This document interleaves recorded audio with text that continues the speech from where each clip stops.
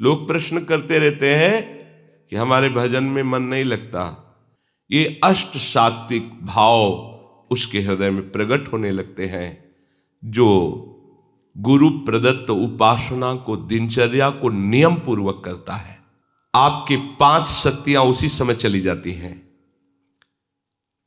ह्री, श्री, धी, ज्ञान और वैराग्य। पागलों की तरह जो सामने आया बस उसी में राग कर बैठे, ये उपासक का लक्षण है। ऐसे को किसी में भी अनुराग नहीं होता, ये केवल अपनी वासनाओं का पोषण करते, चाहे जिस भेष में हो। जो गुरुजनों ने नियम दिया है, नियम पालन करना ही सबसे बड़ी तपस्या है। ये दिनचर्या, माता सबरी ने एक दिन भी निराशा नहीं पैदा की। गुरु ने कहा था प्रभु आएंगे, रोज वही दिनचर्या, रोज सोहनी लगाना, जल छिड़कना, पुष्पों के पावड़े डालना, फल आदि चयन करके प्रभु का इंतजार करना। रात हो गई, फिर प्रभु के चिंतन में विश्राम, फिर प्रातः वही करना। कितने वर्षों तक कभी नियमावली में त्रुटि नहीं पड़ी। तो जो गुरु प्रदत्त नियम है, सबरी मां को विश्वास था गुरुदेव के वचन झूठे नहीं होते। उन्होंने कहा है कि प्रभु आएंगे तो आएंगे प्रभु। वर्ष, 2 वर्ष, 4 वर्ष, 10 वर्ष नहीं, बहुत लंबे समय तक उनको अविश्वास नहीं हुआ। गुरुदेव ने कहा है प्रभु आएंगे। गुरुदेव ने जो हमें नियम दिया है, या हमने गुरुदेव के लिए जो नियम धारण किया है, वो ऐसे फिसड्डी नियम नहीं होने चाहिए। वर्षा हुई तो हम गायब, सर्दी हुई तो गायब, अनुकूल समय है तो हम आकर के हाजिरी बजा रहे। नहीं, हमारी यही साधना है, जो नियम है उसमें हम, यदि हमारे में चैतन्यता है, चलने की सामर्थ्य है, तो हम उपस्थित होंगे निश्चित। जब हम चल ही नहीं सकते तो बात अलग की। तो नियम से ही प्रेम पैदा होता है। भजन में जब तक नियम नहीं होता तब तक भजन में आसक्ति नहीं होती। लोग प्रश्न करते रहते हैं कि हमारे भजन में मन नहीं लगता। आप नियम से भजन करें, दिनचर्या आपकी टाइम से होनी चाहिए। जिस टाइम जो दिनचर्या उसी में, आप देखो उसमें आसक्ति हो जाएगी, और आसक्ति हो जाना ही भागवतिक दिनचर्या में भाव का प्रादुर्भाव करना है। भाव जागृत हो जाते हैं, विक्षेप आदि विघ्न स्वतः नष्ट हो जाते हैं। उपासक जब नियम से ऐसे चलता है और भगवत लीला गुणगान या कीर्तन करता है, तो उसके अंदर ये भाव प्रकट होने लगते हैं। कभी उसका शरीर कंपायमान होने लगता है, कभी अश्रुधारा बहने लगती है, कभी रोम रोम पुलकित हो जाते हैं, कभी स्तंभ हो जाता है, शांत एकदम समाधिस्थ की तरह मानो कोई मूर्ति हो। कभी श्वेद पसीना, कभी स्वरभंग लड़खड़ाने लगता है, राग बिगड़ जाता है, आवाज शुद्ध नहीं निकल पाती, गदगद कंठ, नयन बह नीरा, वैवर्ण, शरीर का रंग बदलने लगता है। भाव और बढ़ा तो प्रलय, मूर्छा भी आने लगती है। ये अष्ट सात्विक भाव उसके हृदय में प्रकट होने लगते हैं, जो गुरु प्रदत्त उपासना को, दिनचर्या को नियम पूर्वक करता है। जब भाव प्रकट होने लगता है तो फिर अभिमान की गुंजाइश नहीं रह जाती। ये भाव अभिमान को चूर कर देता है और वो दैन्य भाव से सदैव स्थित रहता है। निराभिमानता जैसे जैसे बढ़ेगी वैसे वैसे आराध्य देव की समीपता का अनुभव होगा। यही दरबार दीन को आदर रीति सदा चली आई। जैसे जैसे तुम्हारा अभिमान गलित होगा, दैन्यता बढ़ेगी, वैसे वैसे तुम्हारे हृदय में भगवत सानिध्य का अनुभव होगा। मेरे प्रिय लाल मेरे पास है, ऐसा अनुभव होगा। जैसे जैसे ये अनुभव होगा वैसे वैसे देह के संबंधी रिश्ते नाते, जाति, कुल, मर्यादा, जगत का, ये सब विस्मरण हो जाएगा। एक साथ सबका विस्मरण हो जाएगा। भगवत प्रेम में जगत की स्मृति की कोई भी जगह नहीं रहती, शरीर की स्मृति की कोई जगह नहीं रहती, भोग स्मृति की कोई जगह नहीं रहती। उसके हृदय में तो बस अपने प्यारे की स्मृति का राज्य होता है। हृदय स्मृति से भरा हुआ है, अपने प्रीतम की याद में डूबा हुआ है। प्रभु और माया, ये दो पक्ष हैं। प्रभु में हमें यदि डूबना है तो संपूर्णतया माया का चिंतन त्यागना ही होगा, अनन्य चेताह बनना होगा, अनन्य चिंतन लाना होगा। अन्य चिंतन आने ही ना पावे। राग के कारण ही अन्य चिंतन हमारे हृदय में होता है।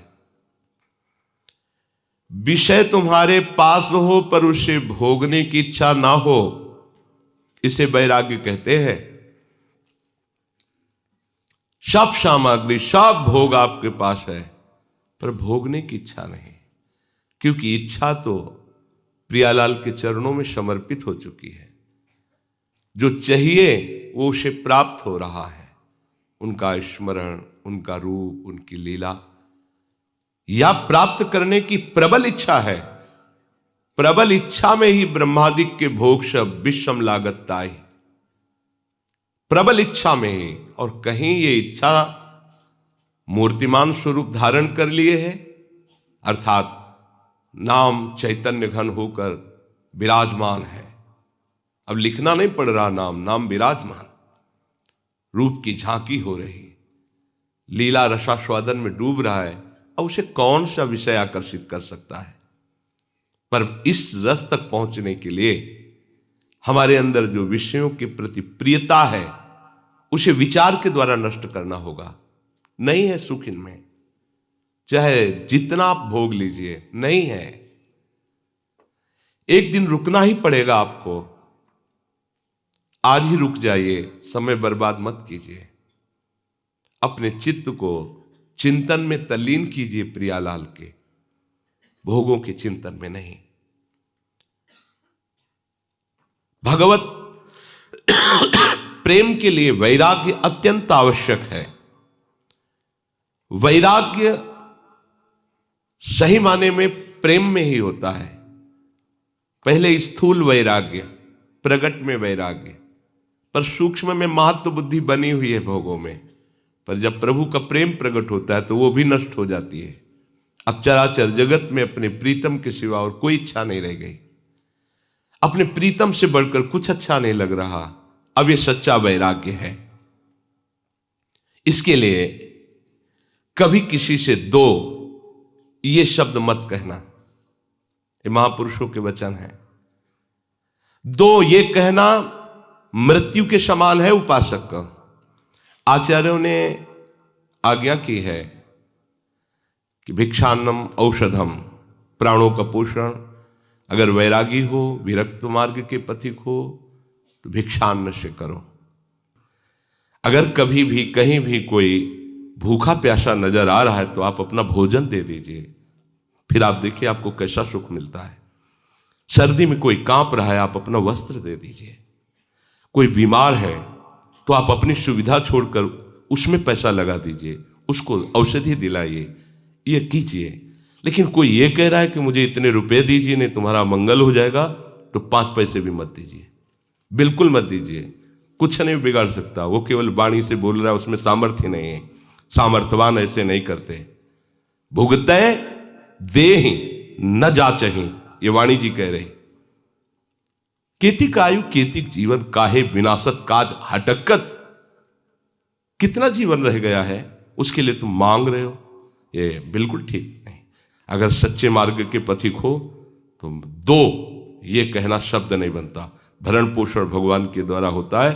पूरा जीवन आप देख लो, जैसा आप स्वभाव बना लोगे, जैसा नियम रखोगे, वैसे ही निर्वाह होने लगता है। ये मांगना बिल्कुल ठीक नहीं है। मर जाना अच्छा है, किंतु किसी के आगे हाथ पसारना अच्छा नहीं। विरक्त हो तो केवल आदेश है आचार्यों का, भूख लगेगो मांग खाओगो, गिनो न साँझ सवेरो, ब्रजवासिन के जूठ टूक और घर घर छाछ महेरो। ब्रजवासियों के अन्न से उदर पोषण मांग करके एक एक रोटी कर ली, इसके अलावा मांगने का अधिकार नहीं है। किसी भी चेष्टा द्वारा अपनी आवश्यकता की सूचना उपासक यदि किसी को देता है तो अन्य आश्रय हो जाता है और अपना पतन करा लेता है। जो कोई ऐसा सोचता है कि मैं मांग कर परोपकार करूंगा, वो परमार्थ का पथिक ही नहीं, अनुचित है। हमें यज्ञ के लिए पैसे दे दो, हमें भंडारे के लिए पैसे दे दो, ये बिल्कुल ठीक नहीं है। ये परमार्थ का मार्ग नहीं है, ये स्वार्थ का मार्ग, एक व्यापार हो गया। महापुरुषों के वचन है। परोपकार के लिए मांगना भी अनुचित है। उपासक को भूख लगे तो रोटी मांग लेनी चाहिए, उससे गृहस्थी का भी मंगल होता है और उपासक का भी मंगल होता है। किंतु इसके अलावा दो ये शब्द कहना, आपके 5 शक्तियां उसी समय चली जाती हैं।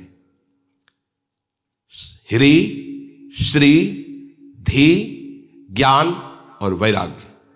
आपका तेज, आपका ऐश्वर्य, आपकी बुद्धि, आपका ज्ञान और वैराग्य पांचों नष्ट हो जाते हैं मांगने वाले से। मांगने के संकल्प से ही तुम्हारे अंदर मलिनता आ जाएगी। इसलिए भगवत मार्ग के उपासक को मांगना बड़ा भारी पाप है। उपासक जब विषयी पुरुषों का संग करने लगता है तो उनसे भी नीचे वो गिर जाता है, उनसे भी नीचे गिर जाता है। क्योंकि उनके अंदर तो ये होता है कि मैं विषयी हूं, मैं नीच हूं, ये संत है, ये भाव तो रहता ही है। लेकिन वो जो मैं वैरागी हूं, विरक्त हूं, संत हूं, वो जब उनके संग से नीचे गिरने लगता है तो बहुत बुरी दशा को प्राप्त होता है। हमें प्रभु के मार्ग में आगे बढ़ना है।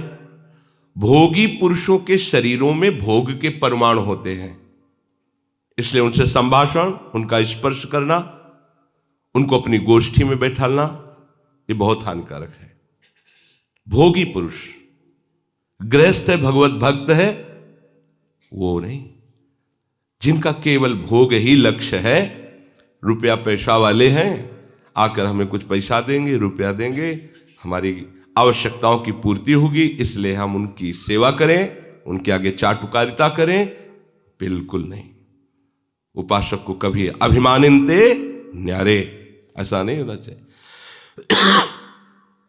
एक संत गंगा किनारे मिले थे, बोले हम केवल 30 मिनट के लिए भिक्षुक होते हैं, इसके बाद इतने बड़े बादशाह होते हैं कि हमारे समान ब्रह्मा को भी सुख नहीं है।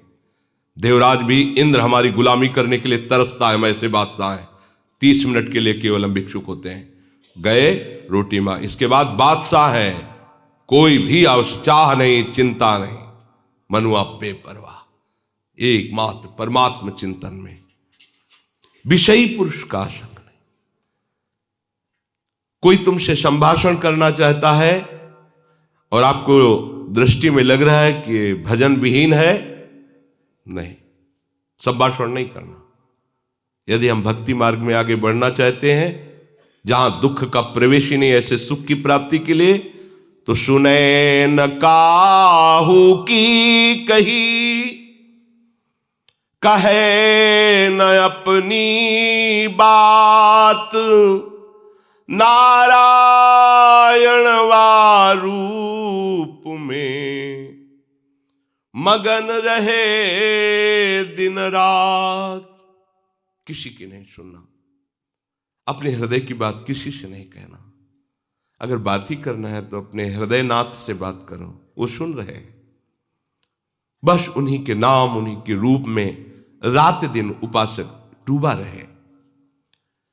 मुख से बोलने के पहले विचार करो, आपके आराध्य देव संबंधी वार्ता है या माया संबंधी, किसी वस्तु, व्यक्ति, स्थान की प्रशंसा या निंदा, ये सब माया जनित है। किसी वस्तु, व्यक्ति, स्थान की प्रशंसा या निंदा ये सब माया जनित है।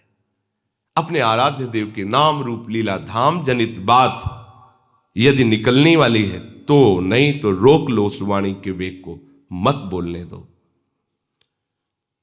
जो तुम अपने आराध्य देव से भिन्न चर्चा करते हो तो कैसे उपासक तुम हो? यदि आराध्य देव की सिवा बात करते हो तो आराधना किसकी कर रहे हो? प्रपंच की या प्रपंच से अतीत परमात्मा की? अगर प्रभु के उपासक हो तो प्रभु की चर्चा करो, प्रपंच के उपासक हो तो करो प्रपंच की चर्चा। दुनिया का चिंतन, दुनिया की बात और दुनिया की क्रियाएं देखना और करना यह संसारी पुरुषों में होता है, उपासकों में नहीं। दुनिया का चिंतन, दुनिया की बात, दुनिया की क्रियाएं या क्रियाओं में दोष दर्शन, गुण दर्शन, यह संसारी पुरुषों के द्वारा होता है, उपासकों के द्वारा नहीं होता। तुम दरिद्र नहीं हो, तुम महाधनी हो। दरिद्र वो है जो भोगों की वृत्ति में भोगों को भोगता हुआ भी तृप्ति का अनुभव नहीं करा, और भोगो, और वो दरिद्र है, वो भिखारी है। करोड़ों रुपए फिर भी करोड़ों की चाह है, बड़ा भिखारी है। साधु दरिद्र नहीं होता, साधु भिखारी नहीं होता। साधु भगवदानंद का धनी होता है, नाम धनी होता है। कबीरा सब जग निर्धना, धनवंता नहीं कोय, धनवंता सोई जानिए जाके राम नाम धन होए। प्रभु का नाम रूपी धन है, वो धनी है। विषयों में फंसा हुआ अपने को धनी मानता है, नहीं, वो दरिद्र है, समझ नहीं पा रहा। कितनी दरिद्रता अंदर बढ़ गई, करोड़ों अरबों है फिर भी खरबों की तरफ वृत्ति जा रही, बढ़ती चली जा रही। और ये धनी अब जीने की इच्छा का भी त्याग है, मरण के भय का भी त्याग है। कोई लाभ हान, कोई सुख दुख, कोई मान अपमान का प्रभाव नहीं, निरंतर अपने आराध्य देव के नाम में डूबा हुआ है। स्वभाव को यदि नहीं बदल पाए तो तुम पशु हो, उपासक कहां हो? महापुरुषों के वचन है, जो अपने स्वभाव पर शासन नहीं कर पाया वो पशु है, उपासक नहीं है। अपनी आदत, अपने स्वभाव को अपने आराध्य देव की अनुकूल बनाना ये उपासक का लक्षण है। श्री कृष्ण अनुकूलेन प्रतिकूलस्य वर्जनम। पागलों की तरह जो सामने आया बस उसी में राग कर बैठे, ये उपासक का लक्षण है। ऐसे को किसी में भी अनुराग नहीं होता, ये केवल अपनी वासनाओं का पोषण करते, चाहे जिस भेष में हो। महापुरुषों के वचन कड़वे जरूर लगते हैं, लेकिन ये वो सुदर्शन चूर्ण है जो जड़ से भवरोग रूपी बुखार को नष्ट कर देता है। संसारी बातों से, संसारी वस्तुओं से, संसारी पदों से आज तक किसी को सुख शांति मिली है क्या? चाहे वो किसी भी पद में हो। सांसारिक बातों से, सांसारिक पदवियों से, सांसारिक भोग सामग्रियों से आज तक किसी को सुख मिला है क्या? शांति मिली है क्या? वैराग्यवान को जो आनंद है वो ब्रह्मा जी, देवराज इंद्र को भी आनंद नहीं है, वैराग्य का आनंद। फिर अनुराग की तो बात ही जाती, वो तो इसके आगे की बात है। जन्म जन्मांतरों से हमारा विषयों में अनुराग रहा है, इसी अनुराग के चक्र को तोड़कर प्रभु से अनुराग करना, यही तो हमारी साधना है, यही हमारी साधुता है, यही हमारा भगवत मार्ग है। प्रभु में अनुराग हो जाना, संसार के राग का नाश हो जाना। कोई भी संसार का पदार्थ नित्य नहीं है, कोई भी संसार का संबंधी नित्य नहीं है, कोई भी संसार का पद नित्य नहीं है या नित्य है, नष्ट हो जाएगा। क्यों प्यार करते हो? ये रागियों को समझ में नहीं आ गए, वैरागियों की बात है। किसी भी वस्तु से, किसी भी व्यक्ति से, किसी भी पद से अपना संबंध नहीं है, तभी परम पद के अधिकारी। ये भागवत पार्षद बनने का सिद्धांत है, ये प्रिया सहचरी बनने का सिद्धांत है, ये उस चिदानंद सुख की प्राप्ति का सिद्धांत है जहां दुख का लेश मात्र भी नहीं है। यदि प्रभु के नाम में तुम्हारा प्रेम नहीं हुआ, प्रभु के रूप में प्रेम नहीं हुआ, प्रभु के धाम में नहीं प्रेम हुआ, तो घर छोड़ दो, कपड़ा छोड़ दो, चाहे जहां घूमो, कुछ नहीं मिलने वाला। अपने को आत्मज्ञानी कहो, भगवत प्रेमी कहो, बैरागी कहो, त्यागी कहो, कुछ नहीं मिलने वाला। हमें सतत जहां भी हैं, जैसे भी हैं, भगवत चिंतन करना है। भगवत चिंतन ही तुम्हें स्थिति प्रदान करेगा। ये घर द्वार छोड़ देना, कपड़े बदल लेना, इससे ही केवल काम नहीं बनेगा। भगवत चिंतन कितना बढ़िया अवसर दिया है। रात दिन उन्हीं की चर्चा, उन्हीं की लीला गुण गायन और उन्हीं के धाम में रह रहे। अब बात न बनी तो फिर नहीं बनेगी। बार बार तो बनत नहीं, यह संजोग अनूप, बहुत बढ़िया संजोग बना दिया है। भगवत प्राप्ति का बहुत सुंदर संयोग बन गया है। जब इन सबको छोड़ करके आगे बढ़ता है उपासक, तो प्रतिष्ठा आकर उसके सामने खड़ी हो जाती है। मान सम्मान प्रतिष्ठा, इस किले को तोड़ना बहुत मुश्किल है। संसार का चिंतन, संसार की भोग सामग्री, संसार की पद प्रतिष्ठा आदि को जो धूल धूसरित कर देता है, वही भगवदानंद में स्थित होता है। तो ये आखिरी किला है, मान बड़ाई कीर्ति प्रतिष्ठा। अगर उपासक सावधान नहीं रहा तो इस किले को नहीं तोड़ पाता। अच्छे अच्छे इस किले में फंस जाते हैं। फिर पूरा जीवन यही होता कि इतनी इज्जत बन गई है, अब कुछ भी हो इतनी इज्जत तो नहीं जानी चाहिए। हजारों लोग हमारा सम्मान करते हैं, लोक लोकांतर में हमारा यश है, अब ये नहीं जाना चाहिए कुछ भी हो जाए। इसी से पाखंड धीरे धीरे आने लगता है। पाखंड को अवसर मिल जाता है अंदर प्रवेश करने का। प्रतिष्ठा की भी चाह मिटानी होगी। आई हुई प्रतिष्ठा को स्वीकार नहीं करना होगा। अगर उसे अपने में गुण मानकर स्वीकार किया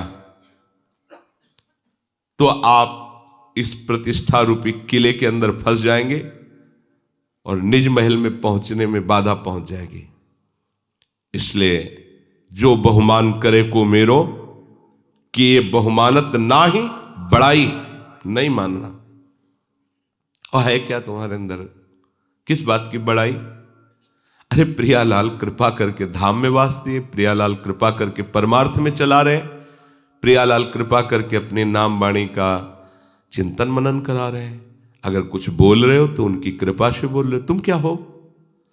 वो अभी चाहे तो जबान लड़खड़ा कर बंद हो जाए, जीवन में एक अक्षर ना बोल पावे। तुम्हारी सामर्थ्य है? कोई सामर्थ्य नहीं। एक रोम झड़ना है तो उसे तुम नहीं रोक सकते हो, फिर तुम कितने सामर्थ्यवान। ये प्रतिष्ठा उन्हीं की हो रही है, प्रभु की हो रही है। यदि आप अपना यश मान लिए, आप अपनी प्रतिष्ठा मान लिए, तो आप भगवदानंद से विमुख हो जाएंगे।